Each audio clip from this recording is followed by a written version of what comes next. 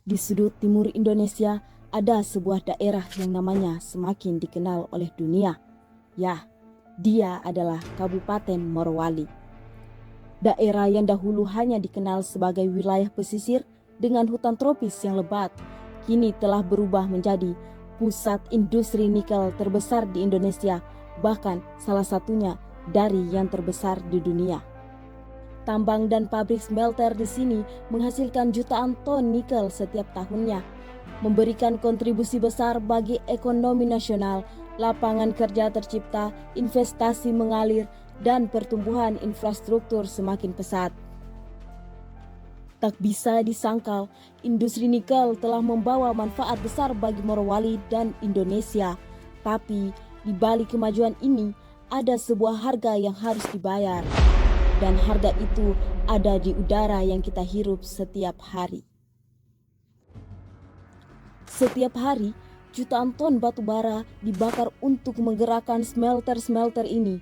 Proses pengolahan nikel melepaskan sulfur dioksida, nitrogen oksida, dan partikel debu berbahaya bagi atmosfer.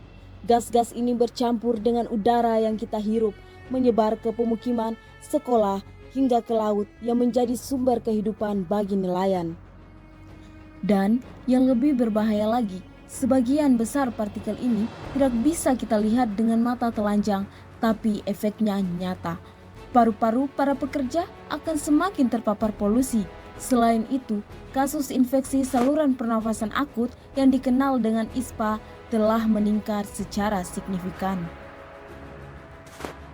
Data Dinas Kesehatan Provinsi Sulawesi Tengah tahun 2024 menunjukkan kasus ISPA mencapai 305.191 kasus. Angka tersebut naik dari tahun sebelumnya yang berjumlah 262.160 kasus. Meningkatnya kasus ISPA tersebut disinyalir akibat dari aktivitas produksi nikel yang masif di Kabupaten Morowali. ISPA sendiri merupakan penyakit yang diakibatkan paparan partikulat halus dan gas beracun seperti sulfur dioksida, nitrogen dioksida, dan karbon monoksida. Sulfur dioksida bereaksi dengan uap air di saluran nafas membentuk asam sulfit, sedangkan nitrogen dioksida membentuk asam nitrat.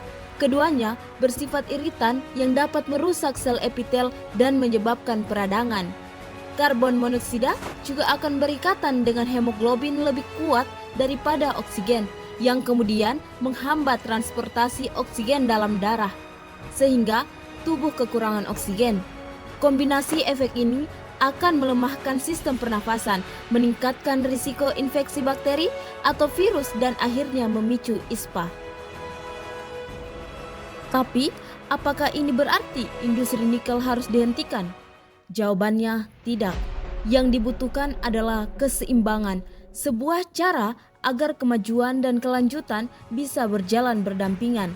Di beberapa negara, pabrik smelter telah menggunakan teknologi scrubber yang mampu menangkap 90% emisi sulfur sebelum dilepaskan ke udara.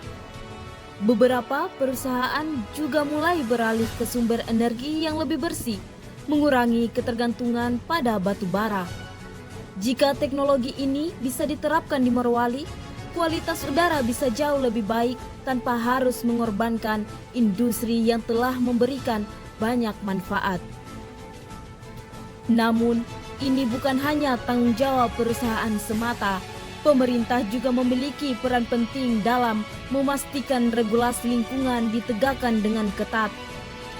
Dan kita sebagai masyarakat juga memiliki peran, mulai dari hal kecil seperti menanam lebih banyak pohon penyerap polutan, mengurangi penggunaan kendaraan bermotor yang memperburuk polusi, hingga mendukung kebijakan yang lebih ramah lingkungan, karena udara yang kita hirup hari ini akan menentukan masa depan kita esok. Saya, Sri Ariska Wulandari, siswi SMA Negeri 1 Bungku Pesisir, Kabupaten Morowali.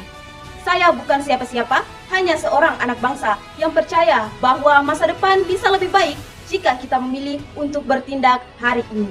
Udara bersih bukan hanya sekedar angka berdasarkan laporan lingkungan, tapi ia adalah nafas kita, nafas generasi kita, dan nafas generasi setelah kita.